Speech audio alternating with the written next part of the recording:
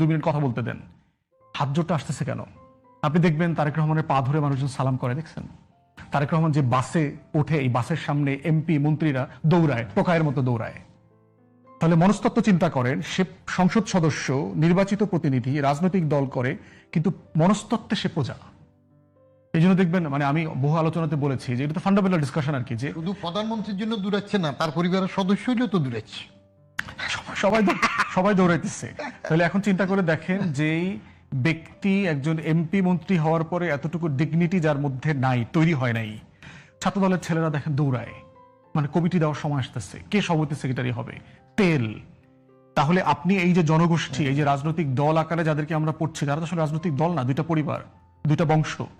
এইখানে কোনো রাজনৈতিক দল নাই, দুইটা বংশ আছে, দুইটা বংশের শাসন আছে, এবং এখানে কোনো নেতা কর্মীর সম্পর্ক নাই। আমি ইংল্যান্ডে স্টুডেন্ট মেম্বার ছিলাম, আপনার লেবার পার্টি এবং লিবডামের। ওখানে ইস্যু ভিত্তিক পলিটিক্যাল পার্টির মেম্বার হওয়া যায়। যেমন লিবডামের এনভায়রনমেন্টাল ইস্যুতে আপনি একমত, আপনি লিবডামের শুধু এনভায়রনমেন্টাল কমিটির মেম্বার হতে পারবেন। লেবার পার্টির আপনি যুদ্ধবিরোধী, অধিকার, এইসব বিষয়ে আপনি আলাদা করে স্টুডেন্ট মেম্বার হতে পারবেন, অথবা ইলেকশন স্টুডেন্ট মেম্বার হতে পারবেন। 2.5 পাউন্ড দিয়ে মাসে মাসে আপনি স্টুডেন্ট মেম্বার হয়েছে, অনেক সময় টাকা না দিলেও চলে, স্টুডেন্ট কার্ডটার দেখাইলে টাকা দিতে হয় না। তো সেইখানে দেখেছি যে লিডারশিপ কি জিনিস, সবাই ওপেনলি কথা বলতেছে, চ্যালেঞ্জ করতেছে, টেলিভিশনে, সাংবাদিক সম্মেলনে প্রধানমন্ত্রীকে নাস্তানাবুদ করে দিচ্ছে, ঘাম ঝরায় দিতেছে, গ্রিল করতেছে। আর এখানে আমাদের প্রধানমন্ত্রীকে কিভাবে তোষামত করে, তেল দেয়। আপনাদের কলিগরাই যায় সেসব জায়গাতে, গিয়ে কথা বলছে। তাহলে এই মনস্তত্ত্ব আসতেছে কোথায়? আমরা যখনই আর্টিকেল 70 নিয়ে আমি ঐকমত্য কমিশনে আলোচনার সময় বলেছিলাম যে এই জাতির মনস্তত্ত্বে আর্টিকেল 70 আছে, উঠায় দিলেও বিএনপি, আওয়ামী লীগের এমপিরা অথবা অন্য দলের এমপিরা দলের নেতার বিরুদ্ধে কথা বলবে না, কারণ সে তো প্রজা, সে তো ওই দলটা করে প্রজা আকারে করে, নাগরিক আকারে করে না। সে জানে যে এখানে যদিও আর্টিকেল 70 নাই, কিন্তু আমার পদ তো থাকবে না। এটাকে অনেকটা ওই যে প্লাস্টিকের চেয়ারের সঙ্গে টকবগে ঘোড়া বাঁধার বিষয়টা একদম একদম বাস্তবতা তাই হয়েছে। তাহলে এই মনস্তত্ত্বের যে প্রজা, আমরা যে জমিদারি প্রথার মধ্যে ছিলাম, হিন্দু জমিনদারি সিস্টেম এবং ব্রিটিশ কলোনিয়াল রুল, এই দুই সিস্টেমের জাতাকলে সেন্স অফ ডিগনিটি, জাতির নাগরিকদের ভিতরে যে মর্যাদা বোধ না কেউ থাকলেও ইরানিয়ানরা দেখায় দিয়েছে, অভাবে অনটনে দুঃখে কষ্টে কিভাবে জাতিকে জাতি আকারে রাখা যায়, লড়াই করা যায়। মরতে গেলে দেখবেন বোম্বিং এর ভিতরে তারা তো জানাজা পড়তে গেছে, তাদের তো আশঙ্কা ছিল। এবং ইমাম খামেনি কিন্তু জানতেন যে এখানে বোম্বিং করা, তাকে জানানো হয়েছে এখানে বোম্বিং করা হবে। তো এখন সে বলতেছে যে আমি এখানে না থাকলে আমার কলিগরা তো মারা যাবে, এই বিল্ডিং এ বোমটা না পড়লে তো পাশের বিল্ডিং এ তো পড়বে, কেউ না কেউ তো মরবে। তাহলে অন্য নাগরিকদের যেখানে জীবনের নিরাপত্তা আমি দিতে পারছি না, সেখানে আমি কিভাবে জীবন নিয়ে বেঁচে থাকি? তিনি কিন্তু রুম থেকে যান নাই, তাকে বলা হয়েছে। এবং মোসাদের একজন এজেন্ট জেনারেল ধরা পড়েছে, সে 8 মিনিট আগে ওই রুমটা ছেড়ে চলে গেছে, ওই রুমের মিটিং এ সেও ছিলেন। সে কেন বেরিয়ে গেলেন 8 মিনিট আগে, ওইটার ক্লু ধরে তার ফোন ট্যাপ ট্যাপ করে তারপরে তাকে ধরেছে এবং তাকে ফায়ারিং স্কোয়াডে নিয়ে মেরে ফেলছে সিটির মধ্যে। তাহলে আমার রাষ্ট্রের এই প্রজা মানসিকতা থেকে কবে আমরা উঠে আসতে পারবো? আপনি দেখবেন এই সব জায়গায় আমাদের টিচারদের সামনে স্টুডেন্টরা দেখবেন প্রজার মতো আচরণ করে। আমাদের বসদের সামনে, বদি ভাইরা তো অনেক বড় বড় বস ছিলেন, ওনার জুনিয়র অফিসার ওনাদেরকে স্যার বলতে বলতে মুখের ফেনা পার হয়ে যাইতেছে, স্যার স্যার স্যার স্যার করতেছে মনস্তত্ত্বে। জাজদেরকে আপনার মাই লর্ড বলতে হয়, আপনার খোদা। জাজরা কি আমার খোদা? আমার বানাইছে তারা? তাহলে এই যে টোটাল কাঠামোগতভাবে আপনি মানুষকে কোনো সমাজে প্রশ্ন করতে দিচ্ছেন না, স্বাধীনতা ভোগ করতে দিচ্ছেন না, তাকে নাগরিক করছেন না, তাহলে আলটিমেটলি দিন শেষে তাই তো হবে। আপনি কিছু কর্মচারী, প্রজা, এমপি মন্ত্রী পাবেন যারা আপনার হয়ে লড়াইটা করবে না, কথাটা বলবে না। কথা বলছি রাজনীতি, নৈতিকতা, জবাবদিহিতা নিয়ে আলোচনা করছেন এবি পার্টির সাধারণ সম্পাদক ব্যারিস্টার রাসেলুজ্জামান ফুয়াদ এবং সাবেক সচিব ও জাতীয় রাজস্ব বোর্ডের সাবেক চেয়ারম্যান বদিউর রহমান। আলোচনা আমরা শেষ করেছিলাম যেখানে বিরতির আগে ব্যারিস্টার ফুয়াদ বলছিলেন যে রাজনৈতিক দলের নেতাদের মধ্যে এক ধরনের প্রজাতান্ত্রিক মনোভাব আছে, কারণ সে তার সুপ্রিম লিডারকে এক ধরনের রাজা হিসেবে ট্রিট করতে চায়। এটি সব দলের মধ্যে আছে। আপনার কাছে দুটো বিষয়ে একদম স্পষ্ট জানতে চাই। এক, সবশেষ শরিকদের নিয়ে প্রধানমন্ত্রী তারেক রহমান এবং বিএনপি চেয়ারম্যানও তিনি শরিকদের নিয়ে বসছিলেন এই আমাদের কাছাকাছি যমুনাতে, এবং সেখানে নৈশভোজ হয়েছে। মজার বিষয় হচ্ছে সেখানে যতটা না আলোচনা হয়েছে তার মানে গণমাধ্যমে এসছে যে শরিকদের আসলে অনেক যে বঞ্চনার জায়গা রয়েছে এবং তারা বেশ কিছু সুবিধা নিয়ে আলোচনা করেছেন এবং তারা বলেছেন যে তারা কেউ সরকারে থাকতে চান, কেউ আবার কিছু রাষ্ট্রীয় সুবিধার আকাঙ্ক্ষার কথা বলেছেন। এই যে এত বড় একটা পরিবর্তন হয়ে গেল, মাঠের আন্দোলনে ছিলেন এই দলগুলো, তারা সেই বিষয়ে যতটা না আলোচনা করলেন তার চেয়ে বেশি গণমাধ্যম অনুযায়ী যে তারা তাদের মানে প্রাপ্তি অপ্রাপ্তি নিয়ে আলোচনা করছেন। এটি কি আসলে আমাদের রাজনীতির যে একদম মূল, যে সবসময় ক্ষমতা কেন্দ্রিক এবং বলা চলে স্বার্থ কেন্দ্রিক, সেদিকে ইঙ্গিত দেয় কিনা? অবশ্যই আমাদের এই 55 বছরের রাজনীতি মোটামুটিভাবে আমি যেভাবে দেখে আসছি, এবং আমি তো মোটামুটিভাবে 62 থেকে কিছু ছাত্র আন্দোলন প্রথম ওই যে শিক্ষা কমিশন রিপোর্ট যেটা বেরোলো, শরীফ শিক্ষা কমিশন, সেটার বিরুদ্ধে আইয়ুব খানের আমলে আন্দোলন থেকে জড়াইলাম, অবজার্ভ করতাম বেশি, ডাইরেক্ট কোনোটাতে যোগ না দিলেও দেখতাম। তাতে আমাদের রাজনীতিটা হয়ে গেছে বাজনীতি। আমি সবসময় বলি রাজনীতির র এর নিচে একটা বিন্দু আছে, র হয় না হলে এটা ব থাকে, তো বিন্দুটা আমি সবসময় নিয়ে নিই, আমার কলামে লিখছি বিন্দুটা নিয়ে এলে ওইটা হয়ে যায় বাজনীতি। তো বাজনীতি কি? বাজ পাখির নীতি। বাজ পাখির নীতি কি? অনেক দূরের থেকে শিকার লক্ষ্য করে, সো মারে, শিকার যদি নাও পায় ফসকে যায়, খড়কুটা হইলেও নিয়ে নেবে। আমাদের রাজনীতিতে প্রত্যেকের ওই এ ভেরি ফিউ এক্সেপশন সবটা আখের গুছানোর ব্যবস্থা থাকে। তা না থাকলে শেখ হাসিনা যখন দুঃখ করেন যে বঙ্গবন্ধুর হত্যার পরে আওয়ামী লীগের এত মানুষ কেন আসে না, আওয়ামী লীগের শ্রেণী চরিত্রের মধ্যে সবাই নিজের স্বার্থ নিয়ে ব্যস্ত ছিল। গুটি কয়েক, বঙ্গবন্ধু থেকে সৈয়দ নজরুল বা ওই প্রথম সারির গুটি কয়েক ছাড়া আর সবাই ছিল কিন্তু আপনার আখের গুছানোর তালে, যা ঘটে। ঠিক ওই সময় আমি এটার বিপরীতে একটা কলামে লিখলাম যে শেখ হাসিনা এমন ভাবার কোনো কারণ নাই যে বঙ্গবন্ধু হত্যার পরে আওয়ামী লীগের কেউ আসে নাই, তার বেলায় এরকম কিছু ঘটলেও কেউ আসবে না, কারণ তার শ্রেণী চরিত্রের মধ্যে হলে সবাই তার সম্পদ নিয়ে ব্যস্ত। এটা কি পালানোর আগেই বলছিলেন? হ্যাঁ, পালানোর আগেই বলছিলেন? হ্যাঁ, ওইগুলো লেখা, বইতে লেখা হয়ে গেছে এগুলা। আচ্ছা, আমি তো বইতে সরাসরি লিখছি, ইউনুস সাহেবের উপরে আমার 4-5টা লেখা আছে। এর মধ্যে আমি ওই যে 11 মাস আগেই উনি আসতেছেন লিখছি, যে 5ই সেপ্টেম্বর 2023 আমার কলামে লিখলাম যে ফিনিশিং দিলাম, এবার বাইরে শোনা যাচ্ছে একটু সুযোগ হইলে তিনি এসে যাচ্ছেন। ঠিক 11 মাস পরে তো উনি চলে আসলেন। তার হাসিনার বেলা আমি ডাইরেক্ট লিখলাম যে শেখ হাসিনার এমন ভাবার কোনো কারণ নাই, তিনি একমাত্র দেশপ্রেমিক, আর কেউ দেশপ্রেমিক নন। তো প্রমাণ। এখন আমাদের বড় দুটো দল বহুদিন থেকে দেশটাকে যে শাসন করছে, আলী এবং বাজাদ, আওয়ামী লীগ এবং বাংলাদেশ জাতীয়তাবাদী দল, এই দুইটা দলই হলো পারিবারিক দল। আপনি নৈতিকতার প্রশ্ন হইলে পরিবারেই তো গণতন্ত্র নাই, পারিবারিক দল না হইলে আপনার আলীর মধ্যে সেই কবে 17 মে 1981 নিয়ে আসলো সভাপতি করে হাসিনারে, তারপরে কি আর কেউ সভাপতি যোগ্য হয় না? উনি হন। ভোট হয় না, ভোট হয়েছে, ওরা পাওয়ার দিচ্ছে যে উনি হবেন, তো এটা একটা গণতন্ত্র বলে আর কি। আইয়ুব খানের কেউ নমিনেশন তুলে না তো বলছে, কেউ নমিনেশন তুলে না। হ্যাঁ, তুলবে কেন? বলে রাখা তুলবে, কার গানে কয়টা মাথা আছে আপনি বলতেছেন তুলবে। তারপরে যে বাজারদের মধ্যে এই যে তারেক রহমান সাহেব ভারপ্রাপ্ত হইলেন, তার আগে কি এখানে আর বড় আর বাপের আমলের লোকজন ছিল না? বড় বড় নেতা কেউ হইতে পারে না, কনস্টিটিউশনটা এমন করে। তো পারিবারিক দল হইলে উত্তরাধিকার সূত্রে রাজতন্ত্রের মর্যাদা আসবে, পরিবর্তন হবে না। আপনি দলের মধ্যে গণতন্ত্র না থাকার পরে তো আপনি বাইরে গণতন্ত্র আশা করতে পারেন না। আর এখন যেটা বলা হয় যে বিরোধী দল বা আছে, এই যে সবাই খালি ওইখানে নিজের সুবিধার কথা উঠায়, যে বাচ্চা কাচ্চারা বলতেই পারে উপজেলা একটা অফিস চাইতেই পারে, একটা গাড়ি চাইতেই পারে। এমপির দায়িত্ব কি? কনস্টিটিউশনে এমপি রোল কি আছে? সে এমপি কেন তার উন্নয়ন থেকে শুরু সবগুলো তাকে দে। আবার স্বার্থের বেলা সব এক থাকে না। এরশাদ যখন ঘুষ দেওয়া শুরু করলো শুল্কমুক্ত গাড়ি, তো এটা আমি আবার ফখরুদ্দিন সাহেবের আমলে এনবিআর চেয়ারম্যান হিসেবে এটা ক্যান্সেল করেছিলাম। তো ক্যান্সেল করানোর পরে ফখরুদ্দিন সাহেব বললেন, স্যার আমরা চলে যাওয়ার পরে দেখবেন যে এটা রেটিফাই হবে না, এটা আবার আসবে, কারণ সুবিধা তো আবার আসছে। আবার সচিবদেরকে, আমলাদেরকে যখন হাসিনা ঘুষ দে যে গাড়ি, বিনা সুদে গাড়ি, আপনি চিন্তা করতে পারেন কত অনৈতিক হইতেছে।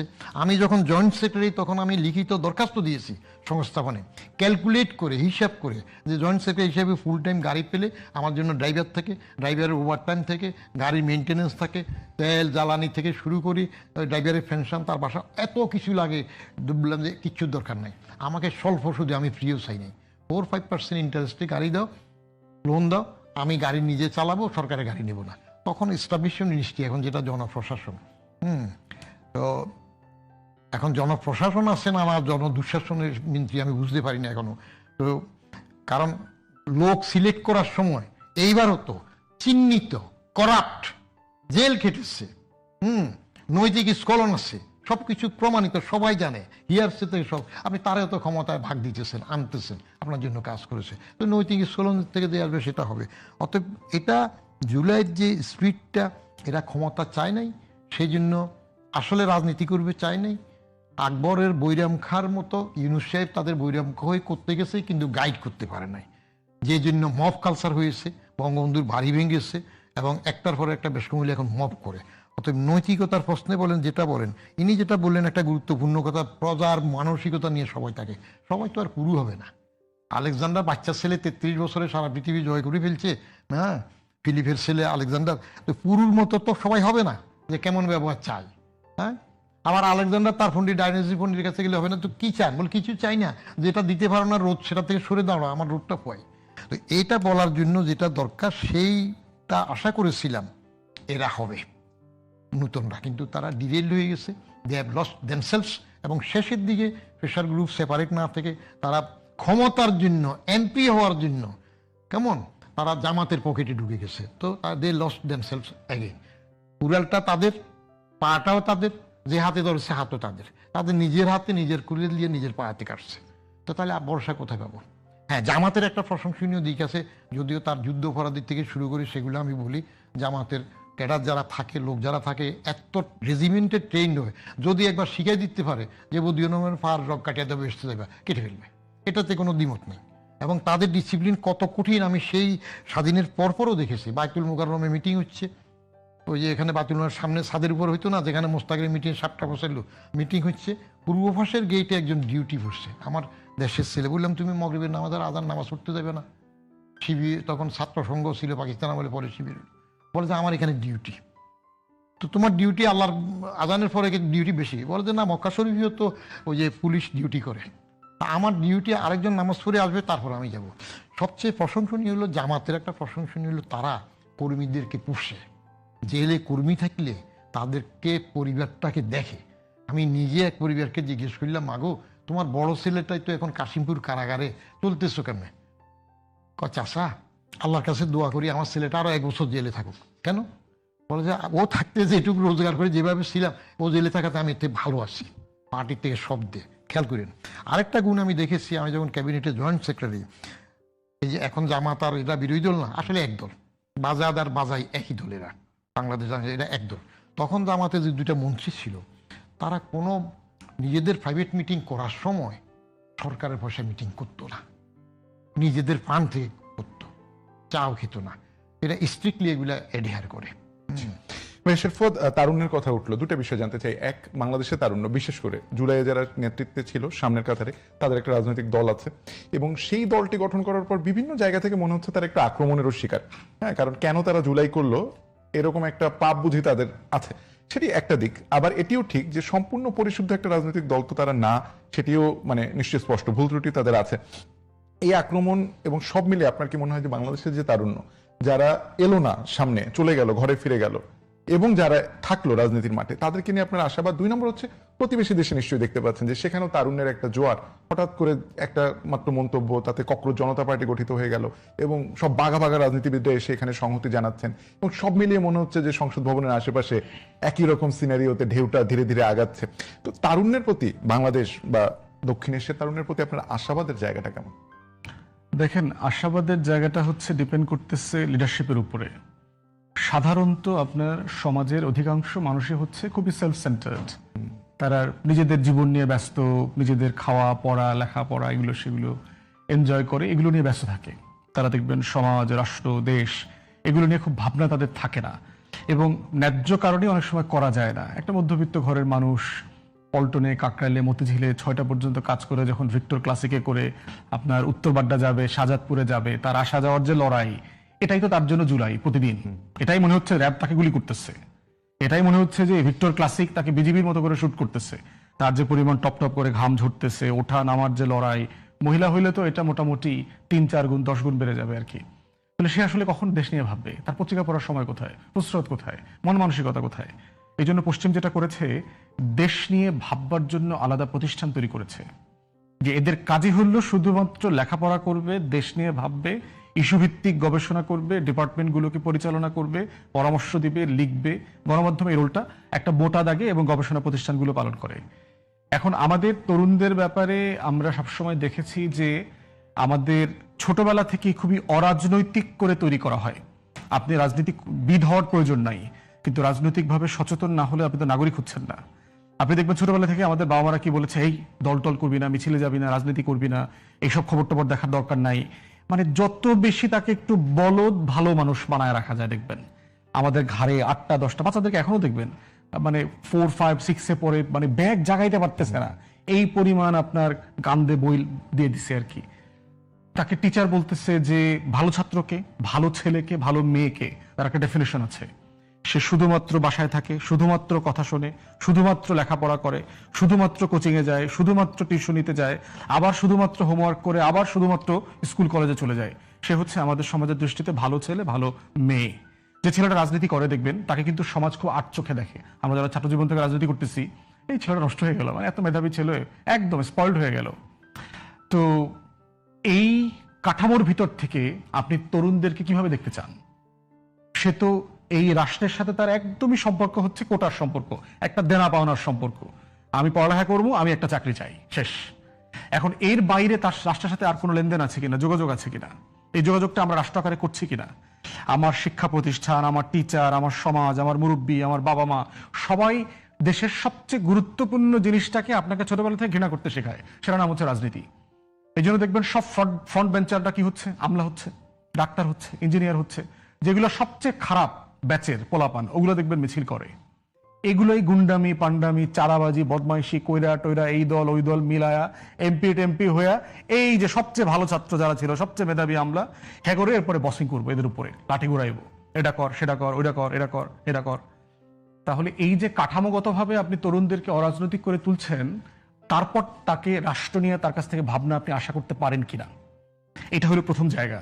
দ্বিতীয় জায়গা হলো তারপরও মানে আমাদেরকে যেটা দেখতে হবে, জুলাই একটা বড় ধরনের চৈতন্যের জন্ম দিয়েছে আমাদের তরুণদের মধ্যে, এবং এই চৈতন্যটা কিন্তু দলীয় না, এই চৈতন্যটা রাষ্ট্রীয়। যে রাষ্ট্র এভাবে চলতে পারে না, রাষ্ট্র কিভাবে চলবে দেয়ালে দেয়ালে তারা লিখে দিয়েছে, রাষ্ট্র এভাবে চলা উচিত, এটা হওয়া উচিত, এটা হওয়া উচিত না, এগুলো। অতএব সেই জায়গাতে আমরা বোধ করছি যে এই চৈতন্যটা একটা জেনারেশনাল শিফট, এইটা আগামী 50 বছরের রাজনীতি, সমাজ, রাষ্ট্রকে শেপ করবে কোনো না কোনো ফর্মে। যেভাবে বড় ঘটনা 71 একটা বড় ঘটনা আমার জাতির, 47 একটা বড় ঘটনা, ঢাকা বিশ্ববিদ্যালয়ের প্রতিষ্ঠা একটা বড় ঘটনা। তো প্রত্যেকটা জাতির ইতিহাসের এই বড় ঘটনাগুলো করে একটা জেনারেশনকে সিরিয়াসলি ইনফ্লুয়েন্স করে। এবং আপনি দেখবেন মোদি ভাইদের জেনারেশনের পরে সবচেয়ে মেধাবী বাল্ক ছেলেমেয়েরা পলিটিক্সে আসছে এই 24-এর পরে। আমেরিকা থেকে চলে আসছে, লন্ডন থেকে চলে আসছে, ইউরোপের ভালো প্রফেশন, কেরিয়ার সব ফেলে চলে আসছে, দেশে পলিটিক্স করবে। এবং দেশেরও একটা বিশাল শিক্ষিত জনগোষ্ঠী, ইয়াং টপার স্টুডেন্টরা এখন পলিটিক্স নিয়ে যথেষ্ট আগ্রহী, তারা রাজনীতিটা করতে চায়। হয়তো রাইট প্ল্যাটফর্ম পাচ্ছে না, রাইট এনভায়রনমেন্ট পাচ্ছে না, রাইট অপরচুনিটি পাচ্ছে না, কিন্তু করতে চায়। তো এই জন্য আমি তরুণদেরকে নিয়ে খুবই আশাবাদী সবসময়, এবং তরুণদেরকে নিয়ে আমাদের এই কাজটা করতে হবে। দিল্লিকে নিয়ে যেটা কাজ করেছেন, মোটা দাগে হচ্ছে কি আপনার ভারতবর্ষে স্বাধীনতার আন্দোলনের কিন্তু প্যাটার্ন আছে। পুরো প্যাটার্নের ভিতরে দেখবেন, আপনি যদি মুসলমান সম্প্রদায়ের আজাদির আন্দোলনের প্যাটার্ন দেখেন, আপনি হিন্দু সম্প্রদায়ের আজাদির আন্দোলনের প্যাটার্ন একরকম দেখবেন না। মুসলমানরা দেখবেন সবচেয়ে বেশি সশস্ত্র আন্দোলন করেছে ব্রিটিশদের বিরুদ্ধে। গান্ধী কি করছে? কদিন পর পরে রোজা রাখে, অনশনে বসে যায়, সে নিজে মাইর খায়। আপনার সুগার ওয়ার্কার, চিনি কলে কাজ করে শ্রমিকদের আন্দোলনে গেছে, কর্মসূচিটা হচ্ছে আজকে সব শ্রমিক কাজ করবে না, এবং তারা ওটার সামনে এসে বসবে, তাদেরকে পিটায় পুলিশ গ্রেফতার করে নিয়ে যাবে। এবং আমরা সেই ঐতিহাসিক ভিডিওগুলো দেখেছি, তখনকার পিকচারগুলো আর কি, পুলিশ আসতেছে, সবাইকে পিটাচ্ছে, সবাইকে নিয়ে চলে যাচ্ছে, মানে অহিংস একটা প্রসেস। এই প্রসেসের মধ্য দিয়ে ভারতবর্ষ কোনোদিন স্বাধীন হইতো না যদি হিটলার না থাকতো, যদি ইউরোপ ধ্বংস হয়ে না যাইতো। অতএব এই জনগোষ্ঠী, তাদের যে ল্যাঙ্গুয়েজ দেখতে পাচ্ছি, এবং যেই লেভেলের একটা ফ্যাসিস্ট বিজেপির হিন্দুত্ববাদী সরকার ওখানে ক্ষমতায় আছে, এই ধরনের খুবই সফট অ্যাপ্রোচের প্রোটেস্ট দিয়ে তেলাপোকারা যেটা হবে, তারা কামড় খেয়ে অথবা পায়ের নিচে পিষ্ট হয়ে মারা যাওয়ার সম্ভাবনা আছে।